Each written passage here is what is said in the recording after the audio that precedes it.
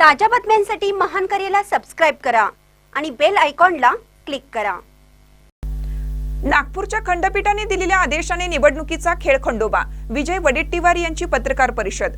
नागपूरच्या खंडपीठाने दिलेल्या आदेशाने निवडणुकीचा खेळ खंडोबा झाला आहे। हा पोरखेळ आहे। राज्य सरकारने निवडणूक आयोग यासाठी जबाबदार आहे। सुप्रीम कोर्टाच्या निकालाचा चुकीचा अर्थ काढण्यात आला।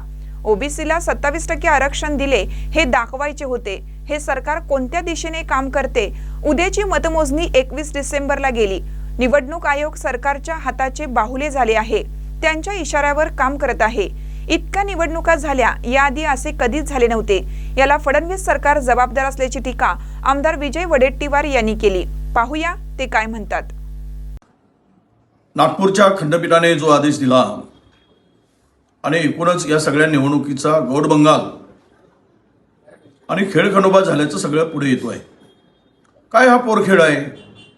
राज्य सरकार आणि निवडणूक आयोग याला दोनही जबाबदार आहेत। एकीकडे 31 जानेवारीपर्यंत निवडणुका घ्या असं सूर्यकांतच्या जे आता सीजे आहेत त्यांच्या खंडपीठाने हा निर्णय दिला होता, पण घाईघाईमध्ये चुकीचं इंटरप्रिटेशन करून सूर्यकांतजी यांच्या निर्णयाचं चुकीचं इंटरप्रिटेशन केलं गेलं।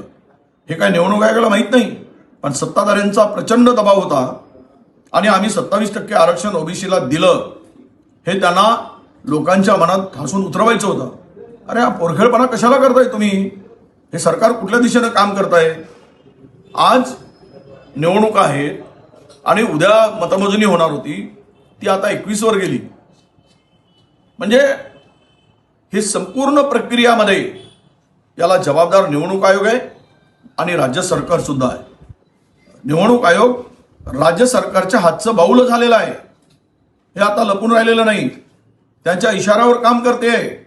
कदाचित हे सगळे निर्णय 3 दिवसामध्ये चिन्हाचं वाटप किंवा कोर्टाचा निर्णय अपेक्षित होता। कोण सांगितलं तुम्हाला? इतक्या साऱ्या निवडणुका आतापर्यंत झाल्या, पण आधी यापूर्वी अशा पद्धतीनं हा खेळखंडोबा कधीच झालेला नव्हता। हा पहिल्यांदाच झाला आहे फडणवीस सरकारच्या काळात। याला हे सरकार जबाबदार आहे। आणि राहिला विषय या सगळ्या प्रक्रियेमध्ये की उद्या जर मतावर परिणामच होतो असं जर कोणी म्हणत असतील तर मग या निवडणुकांचा निकाल लागेल। उद्या जर निकाल लागला असता त्याचा परिणाम जिल्हा परिषदावर पण झाला असता, महानगरपालिकेवर झालेला असता।